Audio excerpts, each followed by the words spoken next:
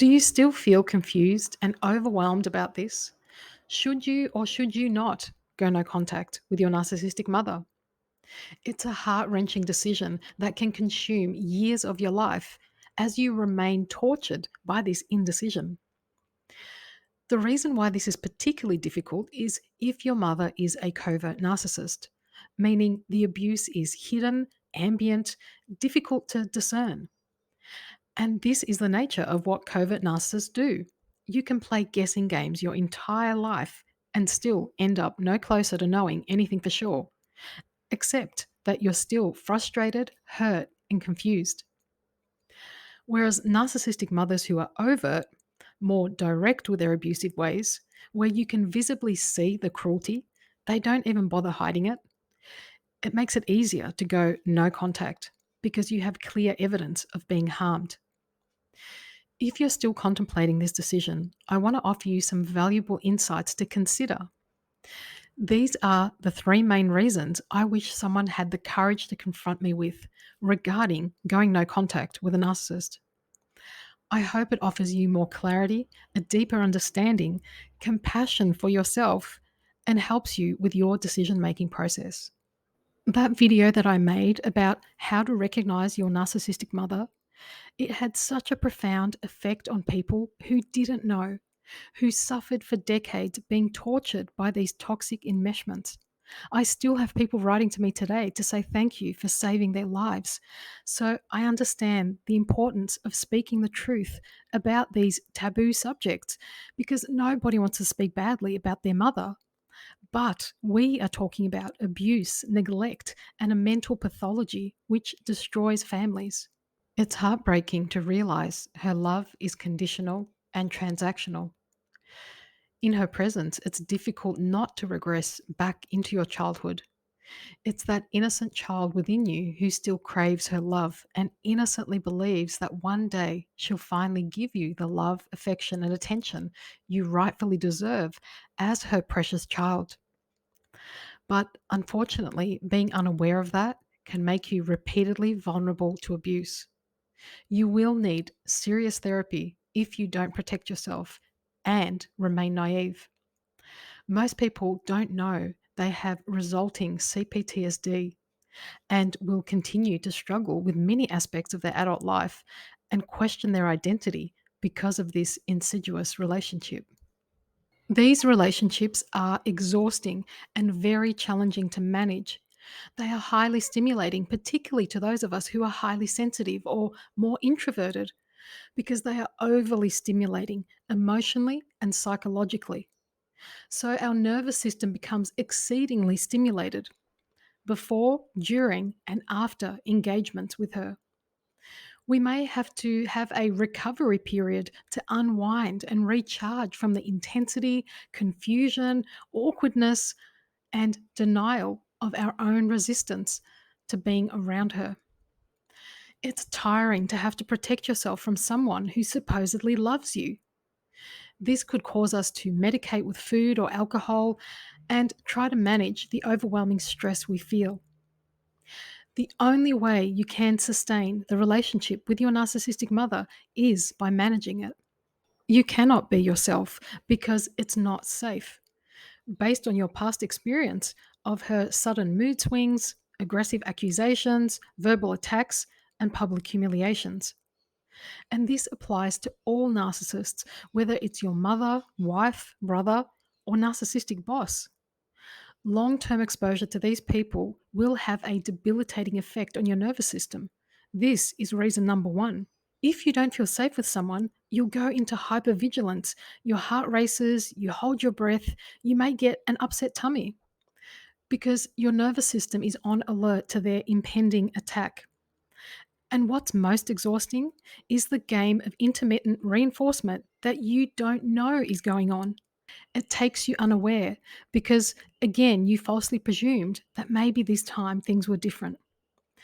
This hot and cold behavior is very destabilizing, but very effective at keeping you living in hope and not being able to discern whether she's safe or not. Eventually, you learn with narcissists not to be fooled by their pretense that they're good. No, they'll always resort back to their default mode, which is to be dramatic, erratic, inconsistent, and chaotic. They can't maintain calm, harmonious, or amicable for too long. They're only pretending to reel you in one more time. This takes a huge toll on our nervous system. That's why in long term relationships, we eventually suffer chronic fatigue, anxiety, depression, hormonal dysregulation, and other chronic conditions because the nervous system is always on. We struggle to switch off simply because it's not safe with these people. Things can turn when you least expect it. Loving yourself means valuing your need for peace, distance, gentleness, and ease. These are requirements for a healthy nervous system, for a healthy body and mind. You have to start asking yourself, would you expose an innocent child to such repetitive theatrics? Why are you abandoning your inner child and allowing this type of exposure to hostility, deception, endless psychological games? Nobody can tell you the correct answer to these personal questions but you. But if you repeatedly feel like you need to hide and recover after engaging with her, this indicates that it's taking a toll on your nervous system. You will become dysregulated. This relationship is a risk to your well being, is it not? Is her approval or your fear of disappointing her more important than your health and sanity? Why would you even have to be in a position like this? And what could you do to take better care of yourself? Because this will eventually impact all your relationships, your work, your creativity, your own family responsibilities. Going no contact and still feeling guilty is not really being no contact. It's not true freedom. That guilt that you're harboring is still an attachment to her. No matter how far you move, physically, geographically, if you haven't yet resolved that invisible string, which you still feel pulling on you, you're still in relationship with your narcissistic mother. Guilt is a heavy emotion, and chances are she weaponized guilt. You may still secretly believe something was your fault. Her unhappiness, that nobody understands her but you. You probably still carry the burden of feeling to blame for something she accused you of years ago. We usually feel so angry with these manipulative people and we rebel. But when we run away to save our sanity, we're still bound by this pathological guilt that goes on to disable us from feeling completely free, to be happy or successful. Guilt ensures we always feel unworthy and will sabotage new opportunities. Narcissistic mothers ensure that you remain burdened by obligation and that you continue to feel punished for abandoning them. If you are still enmeshed in playing the game of guilt, then I encourage you to not be in denial of the effects that this is having on your quality of life. You shouldn't feel punished for wanting to be you, for wanting a loving relationship, peace, freedom to express yourself. There's nothing wrong with that. But she'll make you feel wrong for anything and everything that's not aligned with her demands. So discern the difference between healthy guilt and obligatory guilt, which stems from the demands of a narcissistic mother, where we are meant to feel guilty in order to take care of them and their problems when it's not our responsibility.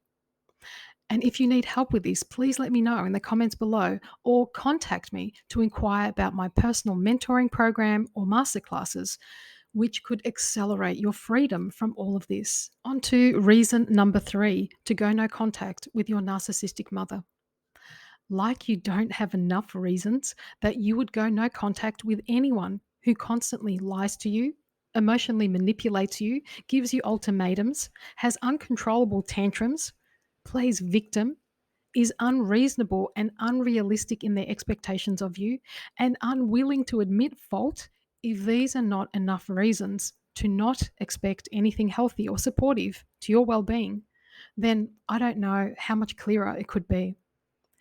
If you have to continue to protect yourself from your own mother, if you have to keep playing it small or staying quiet about the things that are important to you, if you constantly have to set and reset boundaries and then set them again, then what have you got? And where do you still hope it's headed? And how much more will it take? I don't know your particular situation, but the decision to go no contact should never be made reactively. It takes careful consideration of the pros and cons, and you need to realistically assess whether you have the necessary support and the emotional capacity to navigate the difficulty of deciding to never see her again. It's not something to be taken lightly or considered frivolously. This decision has consequences that most of us are not aware of. It's a difficult situation, whichever way you look at it. I'm really passionate about this subject because I saw someone I loved return time and time again to the front lines of this cognitive battleground, who continued to nurse emotional and psychological wounds years after these engagements because they prey on your vulnerabilities. These relationships can continue to mess with your mind for years after they've ended. They're a high risk to your emotional and psychological well-being. I can't sugarcoat it because I've been advocating for the people who are left behind to pick up the pieces of the mess narcissists intentionally created for us to remain enmeshed by.